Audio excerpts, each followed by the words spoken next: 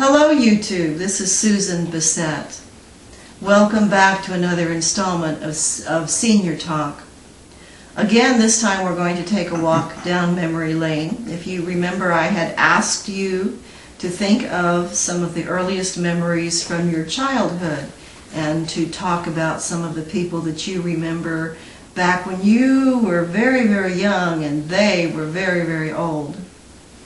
So I've been asking for stories such as these, and I'd like to introduce to you my neighbor Bill, who is going to talk to you about his family. So here you have Bill. Hi, thanks Susan. Thanks for inviting me over. I have a few little items to talk about today. The first thing is that we should remember we wouldn't be here today if it wasn't for our grandparents. And my grandparents had struggles in their early life. Yes, we wouldn't be here without them. And their struggles in that early life is really what made America strong in these days. And what I really want to tell everybody, those of you who still have grandparents out there, mine are now long gone, but those of you who, before it's too late, talk to your grandparents, find out what their dreams were when they were young. Unfortunately, my relationships was with my grandparents was when I was a preteen. I really didn't get to see much of my grandparents, but I have a few stories to say. My mother's parents came from Russia, around the Kiev area, during the first decade of the 20th century in the 1900s. They were a newlywed. They were leaving the Tsarist Russia for a new life in America. Later on, when they got here, my grandfather owned and ran a sweater factory in the New York City area. My father's parents, on the other side, came from Western Poland shortly after World War I, with two young boys, one of which was my father, came across Europe looking to the west to freedom in America, arriving at Ellis Island in 1920. Actually, my father has a story about that. When he came to Ellis Island, one of the stenographers or note takers there actually changed his name when he got there. He told me about that. His original name was Abraham David, and the fellow was German descent. He decided Adolf David sounded better. At any rate, grandfather and grandmother owned and ran a clothing store on Long Island. The early life of my grandparents I don't know. I wish I did, but I don't. And I encourage you all, if you still can, find out and listen up and find out how to do that. Find out what they say. Find out what their dreams were. My father's father died in the same year I was born. So there's a stretch of years there. Both of my grandparents, both grandmas and grandpas, were all born in the 1880s.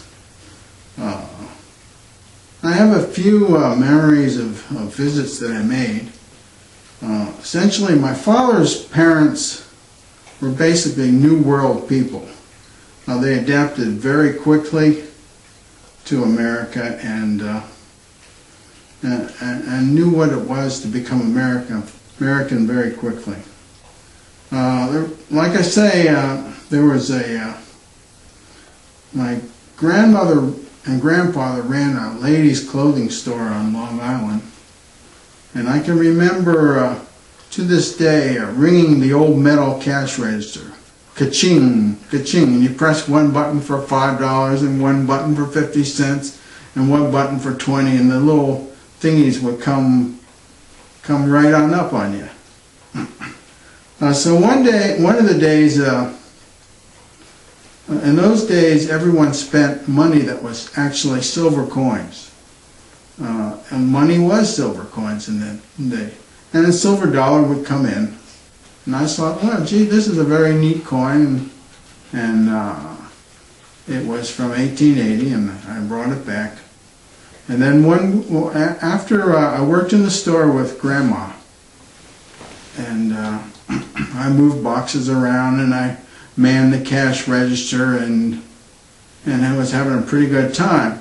So then in the evening, Grandma and, of course, my step-grandfather was there too, and they would have a big powwow with me, as if I was their employee, and say, well, what does this young man deserve for his hard work today? And basically they came up with $2, and one of which was a silver dollar, which I kept. Now, the silver dollar was 1880, and I remember my grandmother specifically telling me that was the year I was born. I don't have the original 1880 silver dollar, but this is an 1880 silver dollar.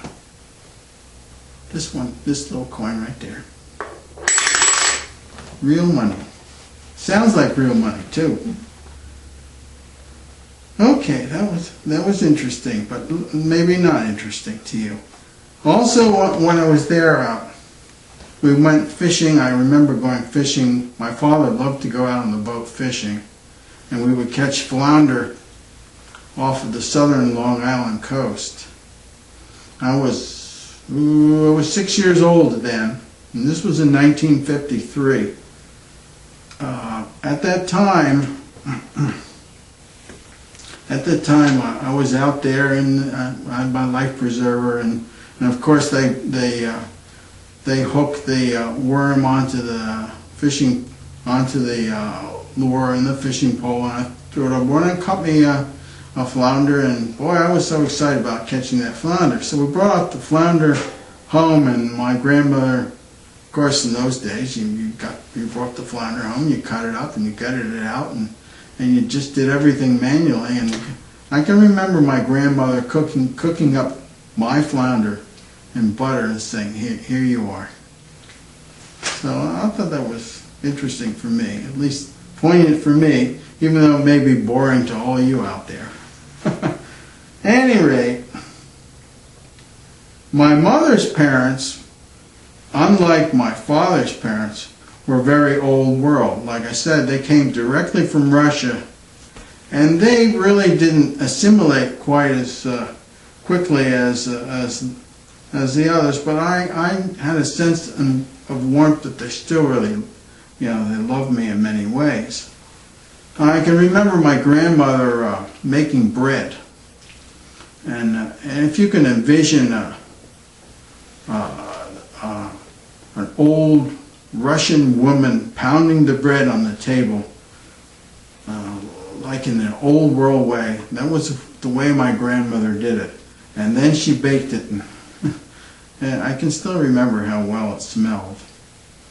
She made a whole lot of other things too. I can also remember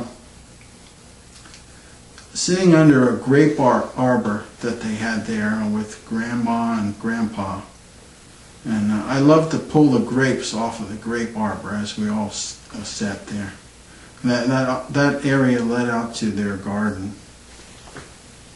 At any rate,